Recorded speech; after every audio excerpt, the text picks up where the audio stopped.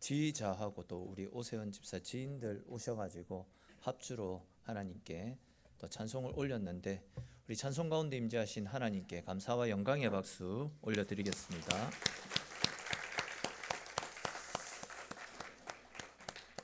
예. 오늘은 추수감사주일입니다. 매년 추수감사절마다 말씀드렸듯이 추수감사주일은 지난 한 해뿐만이 아니라 지나온 우리 인생 가운데 하나님께서 베풀어 주신 은혜, 사랑에 감사하면서 또 앞으로 우리에게 부어주실 하나님의 은혜를 기대하는 믿음으로 미리 감사하는 날이 이 추수감사절기입니다. 이 추수감사절이 어떻게 해서 생겨나게 되었는지 잠시 말씀을 드리면, 지금부터 한 400여 년 전쯤에 한 200~300명 정도 되어지는 뉴 잉글랜드의 청교도들이 신앙의 자유를 찾아서 당시에는 신대륙에 가까웠던 아메리카 대륙으로 이주를 해왔습니다. 그들은 낯선 땅, 낯선 환경에서 겨우겨우 농사를 지어서 1년치 수확을 올렸습니다. 그들이 올렸던 수확, 그거 해봐야 옥수수가 전부였다라고 합니다. 신앙의 자유를 찾아서 신앙을 위해서 대서양을 건너는 모험을 했는데, 그들의 현실은 추위와 배고픔을 견뎌야 되는 어려움들이 뒤따랐습니다. 그러나 그럼에도 불구하고 그들은 성경에 기록되어져 있는 하나님의 말씀인 출애굽기 34장 그리고 또 출애굽기 22장에 기록된 말씀을 근거해서 낯선 땅에서 지켜주시고 곡식과 열매를 추수하게 해주신 하나님 앞에 감사와 기쁨의 예배를 드리기 시작했던 것이 오늘날 추수감사주일로 발전하게 되었던 겁니다.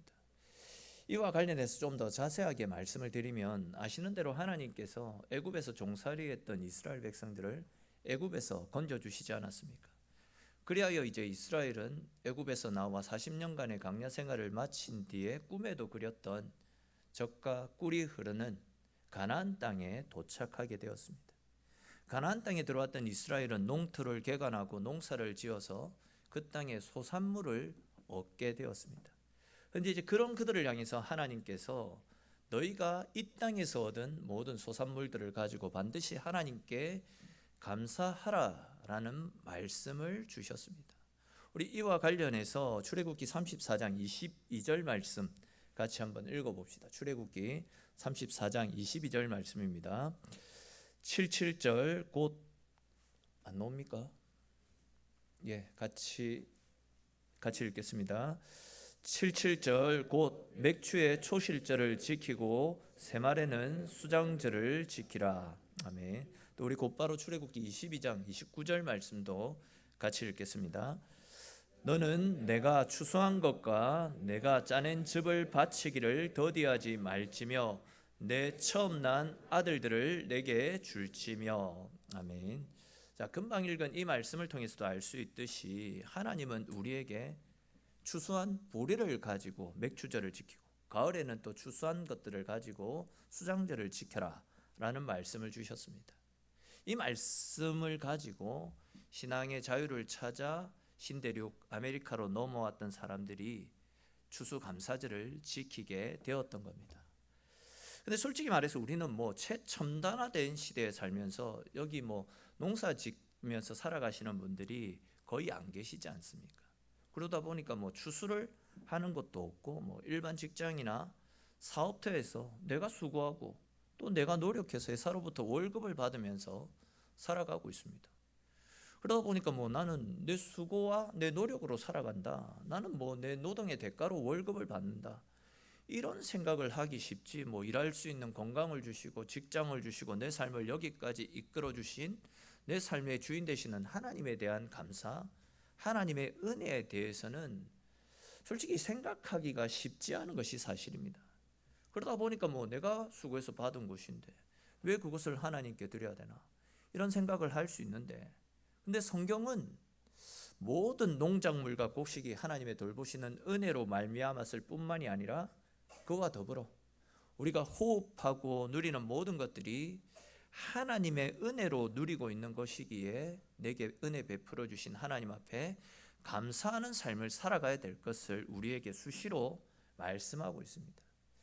제가 지난달에 사랑의 교회에서 서울 사랑의 교회에서 있었던 한국 교회 섬김의 날이라는 세미나에 다녀왔었는데 그곳에서 이제 식사 후에 아는 목사님들을 만나서 이야기를 나누던 중에 이런 이야기가 오고 갔습니다.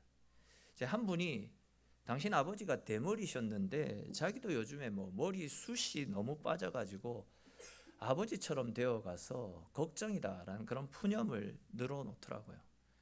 저도 뭐 머리가 많이 빠진데 얼마 전에 우리 작은 딸이 안마를 해주면서 아빠 머리 M자네 하면서 많이 놀리던데 저는 이제 그런 거는 상관없는데 앞에 머리 흉터가 있습니다. 근데 이제 머리가 딱 빠지게 되면 지금은 뭐 머리를 내려서 커버가 되는데 머리가 빠지게 되면 그 흉터가 드러나게 될까봐 그것이 걱정이고 염려가 된다 뭐 그런 이야기를 했었더랬습니다. 근데 이제 다들 뭐 비슷한 나이다 보니까 다 머리 때문에 고민을 하고 있더라고요. 근데 이제 그러던 중에 한 분이 갑자기 자기 앞머리를 들어 올리는 겁니다. 그러면서 했던 말이 그래도 당신들은 나보다 낫다. 나는 벌써 머리가 다 빠져가지고 대머리다. 사실 그분이 가발을 쓰고 있는지 아무도 모르고 있었는데 그분이 이제 머리숱 때문에 고민하고 걱정하는 동료 목사들에 대한 연민이 생겨가지고 지금까지 비밀로 간직하고 있었던 가발을 눌렀었던 자신의 머리를 그렇게 커밍아웃 했던 것입니다. 그러면서 이제 그분이 우스갯소리를 하나 해주셨는데 어떤 이야기였냐면 그분 말씀에 자기는 하나님 앞에 효자 성도다 그런 이야기를 하더라고요. 머리 이야기를 하다가 뭐 뜬금없이 무슨 효자 이야기가 나오냐 이런 생각을 하고 있을 때 그분의 이야기가 무엇이었냐면 성경에 보면 하나님은 매일같이 당신이 사랑하는 자녀들의 머리숱까지도 헤아리신다라는 말씀을 하고 있는데 하나님께서 뭐 다른 사람들의 머리카락은 샌다고 정신이 없을 건데 자기는 뭐 안 그래도 머리가 없는데 가발 쓴다고 머리 앞뒤로 다 밀어버렸기 때문에 자기는 머리 새도록 하나님 수고하시도록 그런 염려를 끼쳐드리지 않기 때문에 자기는 뭐 효자성도다 그런 이야기를 하더라고요. 그러면서 이제 제 머리를 또 역시나 실컷 쳐다보면서 조 목사 뭐 얼마 안 있으면 자기도 효자성도 될 거다. 그러니까 뭐 억지로 버티려고 몸부림치지 말고 빨리 어서 효도해라 뭐 그런 이야기를 하더라고요. 제가 왜 이런 시덥지 않은 이야기를 하냐면 사실 우리는 뭐 너무나도 당연하다라고 생각하며 살아가는 것들 중에는 하나님의 은혜가 아니면 누릴 수 없는 너무나도 귀하고 복된 감사의 제복들이 많이 있음에도 불구하고 우리는 그것을 감사하지 않고 살아가는 것들이 많이 있다라는 것을 말씀드리기 위해서입니다. 금방 말씀드린 대로 우리는 머리카락이 나고 자라는 것을 당연하게 생각하며 살아갈 수 있는데 머리카락이 많이 있는 거 이것은 진짜 축복이고 은혜입니다. 박 장로님 감사해야 됩니다. 저 연세에 머리카락 저렇게 많은 거 진짜 부럽습니다. 감사한 적 없죠 그것 때문에. 진짜 감사해야 됩니다. 그럼 또 햇빛이 없으면 햇빛이 없는 세상을 한번 생각해 보셨습니까? 햇빛이 없다면 우리 살 수가 없거든요. 우리의 생명과도 연결된 것이 햇빛인데 우리는 하나님께서 우리를 위해 허락해 주신 그 햇빛에 대한 아무런 고마움을 느끼지 못한 채 살아가고 있습니다. 또 제가 어떤 분한테 들어보니까 그 병원에 있는 산소통이 있지 않습니까? 호흡하는 산소통. 그 한 통 가격이 30만 원이 훨씬 넘는다 하더라고요. 근데 이제 비싸지만 호흡을 하고 생명을 유지해야 되기 때문에 그 비싼 돈을 지불하는 겁니다. 근데 우리는 공짜로 그 비싼 산소를 우리가 살 수 있는 그 산소를 공짜로 값없이 매일마다 먹고 마시지 않습니까? 제가 몇 번 말씀드린 기억이 있는데 영어로 감사하다라는 뜻을 가진 땡큐. 그 땡큐라는 말의 어원은 생각하다라는 뜻을 가진 think라는 단어에서 파생이 되었다라고 합니다. 즉 생각하면 생각할수록 감사할 것들이 너무 많이 있는데 우리는 우리가 받은 은혜들을 아무 생각 없이 그냥 뭐 당연한 것들로 여기며 살아가는 경우들이 많이 있다라는 거죠. 특별히 우리가 오늘 읽은 본문에서는 우리가 호흡하며 생명을 유지하고 있는 것들이 얼마나 큰 은혜이고 얼마나 큰 감사의 제목인지를 우리에게 가르쳐 주고 있습니다. 먼저 3절을 보십시오. 사망의 줄이 나를 두르고 수월의 고통이 내게 이른다라고 말씀하고 있습니다. 또 8절을 보시면 주께서 내 영혼을 사망에서 눈물에서 넘어짐에서 건지셨다, 이런 말씀이 나타나죠. 또 9절을 보십시오. 내가 생명이 있는 땅에서 여호와 앞에서 행하리로다, 이런 말씀이 나타납니다. 사실 이 말씀들이 시로 기록이 되어져 있기 때문에 내용이 잘 전달되어지지 않을 수도 있겠다 싶은데, 이 말씀들을 풀어서 그냥 쉽게 간단하게 말씀을 드리면, 죽음의 그림자가 내 삶을 뒤덮고 또 수많은 문제와 삶의 고통이 나를 눈물짓게 하고 나를 넘어지게 만들어서 깊은 고난의 늪에 빠뜨리지만, 하나님께서 지금까지 나를 붙잡아 주셨고 지켜주셨기 때문에 나는 지금도 호흡하며 살아서 하나님 앞에 서 있다라는 그런 뜻입니다. 다시 말해서 지금 우리가 살아서 호흡하고 활동하고 있는 이 모든 일들이 하나님의 은혜다라는 이야기입니다. 이것은 우리 인생 역시도 마찬가지 아니겠습니까? 솔직히 제가 이 앞에 서가지고 여러분 감사의 삶을 살아야 됩니다라는 이런 말을 전하기가 죄송할 정도로 우리 개인적으로나 가정적으로 국가적으로 굉장히 어려운 때를 살아가고 있는 것이 사실입니다.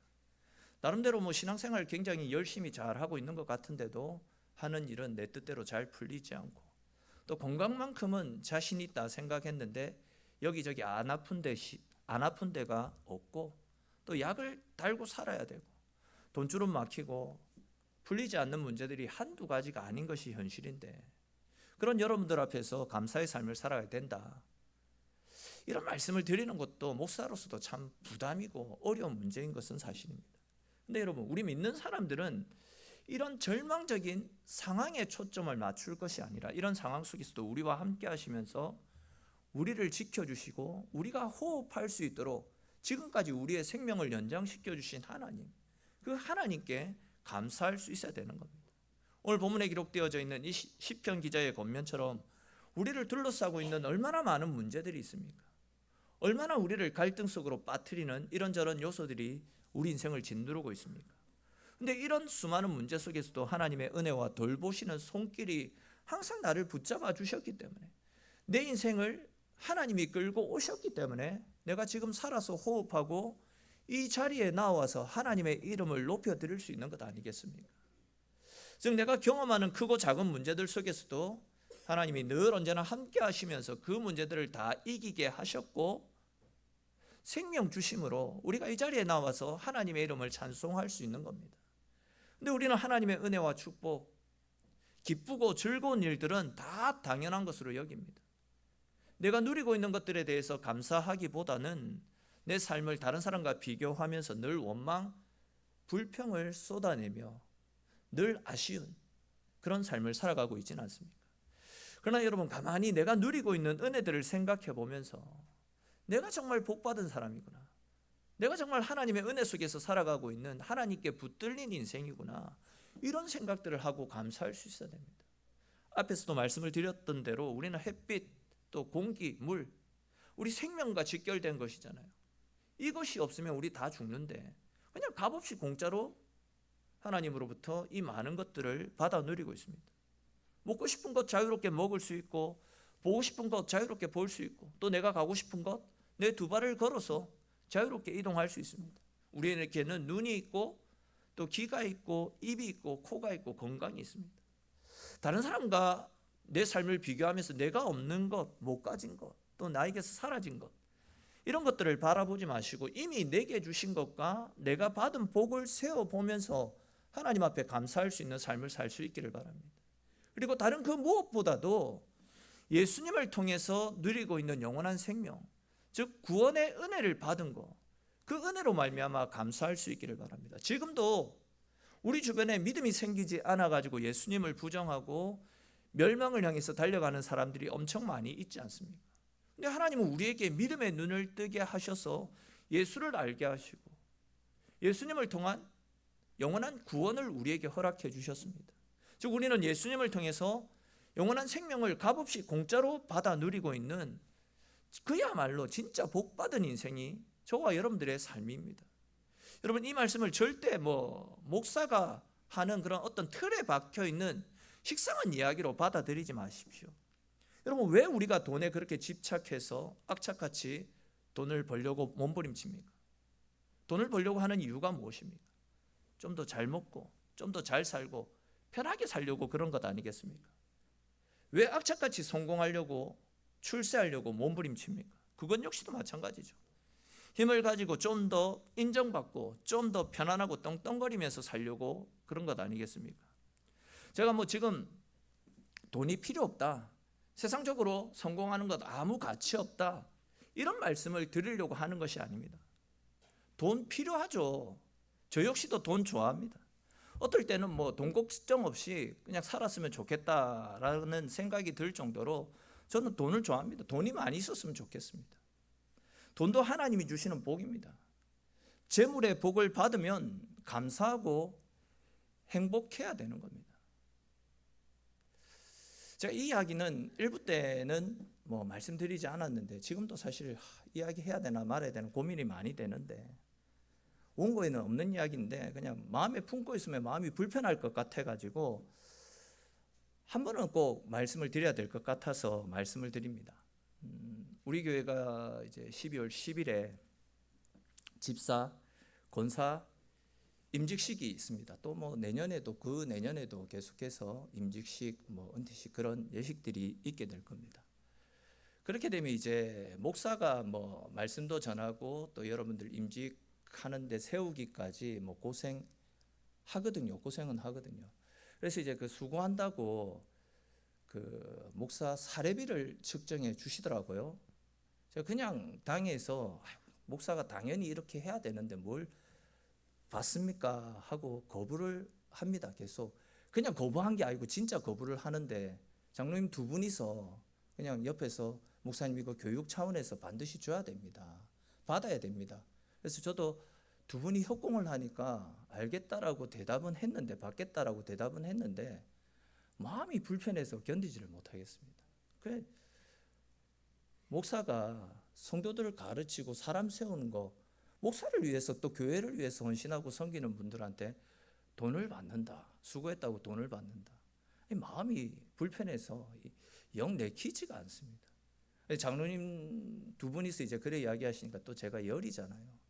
그 자리에서는 알겠다 했는데 불편해가지고 견디지 못하겠습니다. 그래서 오늘 이 자리를 빌어서 다시 말씀을 드리는데, 그냥 거부했던 게 아니고 진심으로 거부한 거니까 이번에도 그거 좀 빼주시고 내년에 또 그 내년에 우리 직분자 세울 때도 저한테 주는 사례는 따로 안 주셔도 됩니다. 진심으로 하는 이야기니까 절대 사례 받지 맙시다. 주지 맙시다. 그리고 또 이왕 말이 나왔으니까 하는 이야기인데, 제가 그렇게 당부를 했는데 결혼식, 장례식 또 이사 이런 거 하면 목사한테 봉투 안 줘도 된다. 그 일을 위해서 교회에서 사례받고 다 하는데 봉투 안 주셔도 된다. 내가 돈은 없어도 가원은 있다. 제발 좀 주지 말라고 했는데 안 주시는 분들은 안 주시는데 또 주시는 분들은 주시거든요. 왜 주시는지 저도 압니다. 너무 감사하죠. 귀하죠. 그리고 또 저도 저분들은 주셔도 된다. 형편이 좀 넉넉하다. 그래서 받기는 받는데 나쁜 버릇이 생기더라고요. 돈을 받고 보니까 안 주시는 분들에 대한 서운함, 답답함, 서운함들이 조금 생기는 것 같더라고요. 솔직히 이야기해서. 그래서 제가 말씀을 드리고 싶은 거는, 제가 나쁜 목사 되지 않도록 이제 그 고마운 마음으로 주시는 분들도 아예 주지 마시고 케이크 신혼여행 가가지고 사오는 거 이런 것도 주지 마십시오. 제 버릇만 나빠지는 것 같다 싶습니다. 목사로서 당연히 해야 되는 일을 하는 거니까 여러분들 진짜 말씀을 드리는데 절대 이제 그런 거 주지 마십시오. 제 사꾼 목사가 될 것 같아서 걱정이 되어서 말씀을 드립니다. 또 이왕 한 가지만 더 말씀을 드리고 싶은 것은, 저 과일 추수감사절 또 하나님이 우리에게 베풀어 주신 은혜를 생각하며 저렇게 풍성하게 이제 장식을 하고 나중에 이제 나누는데, 이제 권사님이 전에 어떤 권사님 저한테 그 이야기 하시더라고요. 목사님이 가져가시는 걸 성도들이 보고 배워야 된다. 목사님을 베풀고 섬기는 것에 대해서 성도들이 배워야 된다. 그런 이야기를 하시면서 저한테 또 교육자들한테 그리고 이제 또 우리 중직자들 그렇게 나누어 가지시던데, 그런 것도 배우면 좋겠지만, 근데 이제 우리 교회라고 한다면 우리 연로하신 어르신들, 또 뭐 상황이 넉넉치 못한 분들, 이 넉넉한 걸 가지고 그분들이 나눠 먹고 그분들이 조금이라도 풍성하고 배부를 수 있으면 그게 더 건강한 교회, 더 아름다운 교회 아니겠습니까? 목사가 이 좀 안 먹어도 됩니다. 너무 많이 먹어 지금 배 나오고 살찌고 지금 미치겠습니다. 그러니까 우리 이런 것들도 저는 생각하는 게 우리 70세 이상 어르신들이나 아니면 우리 교회 중에 또 혼자 짝 믿은 가정에서 신앙생활하는 분들 많지 않습니까? 신앙의 핍박을 견디면서 신앙생활 하시는데 그 가정에 조금씩 들려드리면서 교회에서 당신을 위해서 이거 나눠줬다 그러면서 뭐 가능하면 뭐 손편지 같은 것도 적어서 같이 주면 그게 더 아름답고 더 선한 일 아니겠습니까? 여러분들이 그 목사한테 나눠주는 거 배우는 거 그런 거 안 배워도 됩니다. 이런 거 가지고 더 많은 사람들이 기뻐하고 감사하고 행복할 수 있는 거, 그런 교회가 더 좋은 교회, 건강한 교회 아니겠습니까? 그러니까 이제 목사한테 베푸는 거 그런 거 안 배우셔도 됩니다. 그로 인해서 연약한 사람들이 시험에 빠지지 않고 더 건강하게 아름다운 교회를 세워가는데 우리가 마음을 모아야 되지 않겠나 생각되어집니다. 제가 무슨 이야기 하다가 아무튼 저 돈 좋아합니다. 돈 좋아하는데 근데 이제 물질이나 성공 이런 것들 이런 것들은 이 땅에서만 누릴 수 있는 행복이지 않습니까? 앞에서도 말씀드렸듯이 뭐 우리가 돈돈거리고 성공하고 출세하는 것은 돈 없이 건강하고 또 돈 걱정 없이 평안하고 늘 안식하고 또 편안하게 살기 위해서 돈돈거리는 거잖아요. 근데 하나님은 우리에게 구원이라고 하는 선물을 통해서 우리를 천국으로 이끄시고 또 천국에서 영원토록 돈 걱정 없이 먹을 것 마실 것 걱정 없이 평안하고 안식할 수 있는 길을 열어주셨습니다. 우리 돈돈거리는데 천국 가면 돈 걱정 없이 먹을 것 걱정 없이 잘 것 걱정 없이 너무나도 좋은 삶을 살 수 있게 된다라는 겁니다. 좀 다른 관점에서 말씀을 드리면 우리가 예수를 믿어서 구원을 얻게 되는 것은 돈 걱정 없이 평안하고 안락한 스위트룸에서 영원토록 살 수 있는 미래를 준비해 놓는 것과 다를 바 없는 일입니다. 이러한 은혜와 사랑을 알고 있는 사람은 이 땅에서 조금 돈이 없다라고 해서 또 이 땅에서 조금 인정받지 못한다라고 해가지고 낙심하지 않습니다. 오히려 내가 받은 구원의 은혜로 말미암아 감사하고 기뻐하는 삶을 살 수 있게 된다는 거죠. 그렇게 되면 하박국 선지자의 고백처럼 무화과 나무에 열매가 없고 감람나무에 또 열매가 없다 할지라도 논밭에 식물이 없다 할지라도 외양간에 소와 양이 없다 할지라도 그럼에도 불구하고 내가 받은 구원의 은혜, 나를 사랑하시는 하나님의 사랑으로 말미암아 감사하고 기뻐할 수 있게 되는 겁니다. 그럼 한번 생각해 보십시오. 하박국은 세상의 복은 아무것도 없었습니다. 무화과 나무도 없었고 포도 열매도 없었고 즉 그는 너무 가난해가지고 곡식 창고가 텅텅 비어있는 삶을 살았더랬습니다. 또한 당시 사람들이 노후를 대비하기 위해서 키웠던 소나 양과 같은 노후 자금도 전혀 없었습니다. 근데 이제 그런 그가 무엇 때문에 이렇게 감사하고 무엇 때문에 이렇게 기뻐하고 있습니까? 하나님이 나와 함께하고 계시기 때문에, 또한 그 하나님으로 말미암아 영원한 구원을 선물로 받았기 때문에 감사하고 기뻐한다라는 고백을 하지 않습니까? 우리 시편 32편 말씀에도 보시면 다윗도 비슷한 고백을 하고 있는데 시편 32편 1절 말씀 우리 같이 한번 읽어봅시다. 같이 읽겠습니다. 허물의 사함을 받고 자신의 죄가 가려진 자는 복이 있도다. 아멘. 자, 보시면 다윗은 죄 사함을 받은 사람이 가장 복된 인생이다 라는 고백을 하고 있습니다. 아시는 대로 다윗은 남의 아내 즉 밧세바를 범하였을 뿐만이 아니라 그 죄를 감추기 위해서 밧세바의 남편이자 자신의 충복이었던 우리아를 의도적으로 전쟁의 최전방으로 내몰아서 하살바지가 되어 죽게 만들었더랬습니다. 여러분, 이런 파렴치한이 어디 있습니까? 이런 쳐 죽일 죄인이 어디 있습니까? 그런데 그런 죄가 모두 사함을 받았습니다. 그의 죄가 모두 덮임을 받았습니다. 그래야 하나님으로부터 귀하게 쓰임 받았고 예수 그리스도의 조상이 되어지는 엄청난 축복을 받아 누렸더랬습니다. 다윗은 지금 그 일을 감사해야 하면서 이것이 내가 받은 가장 큰 복이고 가장 큰 은혜다라는 고백을 하고 있습니다. 여러분 한번 생각해 보십시오. 당시 다윗은 전쟁을 통해서 수많은 전리품을 취하였기 때문에 세계에서 가장 큰 부자였습니다. 제일 잘 사는 부자였습니다. 이스라엘뿐만이 아니라 이스라엘 주변 모든 나라들이 다윗의 이름만 들어도 벌벌 떨 정도로 다윗의 기상은 하늘을 찌르고 있었더랬습니다. 그런데 보시면 다윗은 단 한 번도 자기가 누리고 있는 세상적인 복 때문에 감사하지 않았습니다. 다윗이 항상 감사했던 것은 하나님이 자기 죄를 용서해 주시지 않았다라고 한다면 자기는 죄로 말미암아 지금 당장 죽어도 할 말이 없고 또 지옥으로 떨어지는 것이 당연한 심각한 죄인임에도 하나님이 죄를 용서하시고 그 죄를 사여 주신 것, 그 일 때문에 지금 감사하고 기뻐하며 나는 가장 큰 복을 받았습니다 라는 믿음의 고백을 하고 있는 것 아닙니까? 다시 말해서 다윗은 다른 그 어떤 것보다도 죄 사함을 받고 구원의 은혜를 받아 누리는 것, 그 일로 지금 감사하고 있는 겁니다. 그렇습니다. 여러분, 우리 모두는 다 죄인입니다.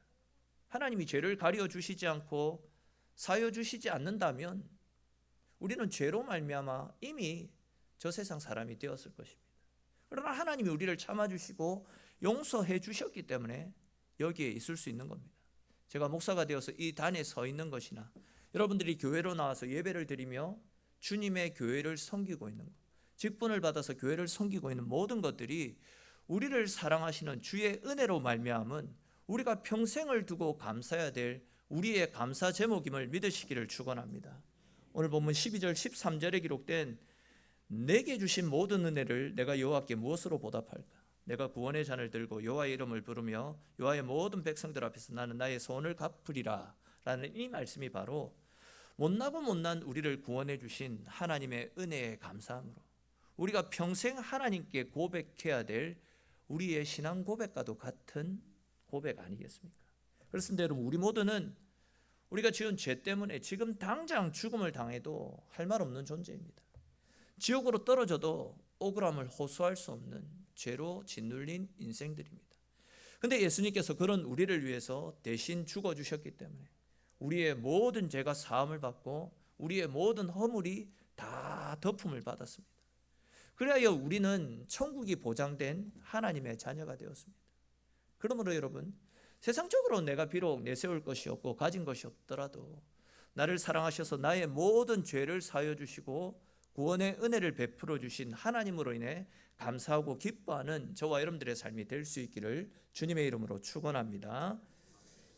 요즘에 제가 읽고 있는 책 중에 야살의 책이라는 책이 하나 있는데 이 책은 창세기부터 해가지고 사사기 1장까지 말씀 중에 성경에는 아주 짧게 기록이 되어져 있거나 아니면 생략되어져 있는 내용들을 아주 세세하게 기록을 하고 있는 책인데 되게 재미있습니다. 한번 찾아서 읽어보시면 좋겠다 싶은데 여러분, 그 성경을 읽다 보면 야살의 기록에 의하면 이런 표현과 함께 야살의 책에 기록되어진 말씀들이 성경에도 많이 나타나 있는 것을 봤을 텐데 아무튼 요즘에 이 야살의 책 이걸 읽고 있는데 거기에 보면 노아의 홍수 때 일어났던 사건들을 아주 자세하게 묘사를 하고 있습니다. 홍수 당시에 사람들은 물난리가 나는 것을 보고 살기 위해 그 방주 있는 곳으로 달려옵니다. 살려달라고 요청하지만 한 번 닫힌 노아의 방주는 열리지 않았습니다. 그리고 노아의 가족 8명을 제외한 모든 사람들이 그 홍수로 말미암아 다 죽어버리고 말았습니다. 근데 이제 그렇게 온 세상이 물난리가 났으니 방주 안이라고 해가지고 평안했겠습니까? 물살에 의해서 방주가 여기저기 휘청휘청거리지 않았겠습니까? 그럼 방주 안에 타고 있던 사람들도 자다가 여기 쿵 저기 쿵 온몸이 피투성이가 되고 했을 겁니다. 또 1년 동안 밖을 나가지 못했으니까 그 안에 인분 냄새 얼마나 났겠습니까? 짐승의 오물 냄새 얼마나 심각했겠습니까? 그 생활이 불편하고 힘이 든 것은 두말할 필요가 없을 것입니다. 그 당시의 상황이 이 야살의 책에 상세하게 기록이 되어져 있는데 그 이야기를 읽으면서 들었던 생각이 무엇이냐면 지금 세상 모든 사람들이 홍수로 인해서 죽임을 당했지만 노아와 그의 가족들은 홍수에서 건짐받고 생명을 구원받지 않았습니까? 그런데 그들이 죽음의 위기에서 건짐을 받아놓고도 내가 생명에서 건짐받은 것은 다 잊어버린 채 방주 안이 불편하고 답답하다고 하나님께 원망과 불평을 쏟아내고 있는 모습이 오늘날 우리의 모습과 너무 비슷하다, 이런 생각이 들었더랬습니다. 우리도 가장 귀한 생명을 건진 받았잖아요. 주님의 십자가로 말미암아 사망에서 생명으로 영원히 지옥 떨어져야 될 우리의 인생이 천국 백성으로 인쳐지는 하나님의 은혜를 받아 누렸습니다. 즉 예수님으로 말미암아 은혜의 방주 안에 들어와서 생활하고 있습니다. 근데 우리는 나를 사망에서 건져주신 하나님의 은혜는 잊은 채 이런저런 원망과 불평을 쏟으며 살고 있지는 않습니까? 여러분, 우리는 하나님으로부터 가장 소중한 생명을 선물로 받은 사람들입니다. 때로는 세상살이가 불편할 수 있겠죠. 이런저런 삶의 문제와 고통이 우리 인생을 짓누를 수 있겠죠. 그렇다 할지라도 우리는 하나님으로부터 생명을 구원받은 사람들 아닙니까? 오늘 새벽에도 말씀을 드렸듯이 우리는 아들을 죽이시면서까지 우리를 죄와 사망으로부터 건져주시고 영원한 생명을 허락해 주신 하나님의 사랑을 받아 누리고 있는 하나님의 자녀들입니다. 즉 아들을 죽이시는 엄청난 희생을 치르실 정도로 우리를 사랑하신 하나님께서 설마 우리가 삶의 짐에 짓눌려서 고통 가운데 살다가 나라 가운데 떨어지도록 우리 인생을 그냥 가만히 그냥 내버려 두시겠습니까? 사망이나 적신이나 환난이나 기근이나 핍박이나 칼이나 그 어떤 것들도 우리를 사랑하시는 하나님의 사랑에서 우리를 끊을 수 없다라고 분명히 말씀하고 있습니다. 그러므로 여러분, 우리 인생 가운데 찾아오는 고난 두려워하지 마십시오. 환난과 역경 모든 질고 두려워할 필요가 전혀 없습니다. 우리가 믿음으로 예수 그리스도를 붙잡고 믿음 가운데 살기만 하면 아들을 죽이시면서까지 우리 살려주실 정도로 우리를 사랑해 주시는 하나님께서 세상 그 어떤 것도 우리를 넘어뜨리지 못하도록 우리를 지키시고 붙잡아 주실 것입니다. 그 은혜를 힘입고 있기 때문에 우리가 이 자리에 나와서 하나님을 찬송드리고 예배드릴 수 있는 것 아니겠습니까? 오늘 함께 나눈 말씀처럼 저와 여러분들 모두가 우리에게 베풀어 주신 하나님의 은혜와 사랑을 생각하며 늘 언제나 감사하는 삶을 살 수 있기를 바랍니다.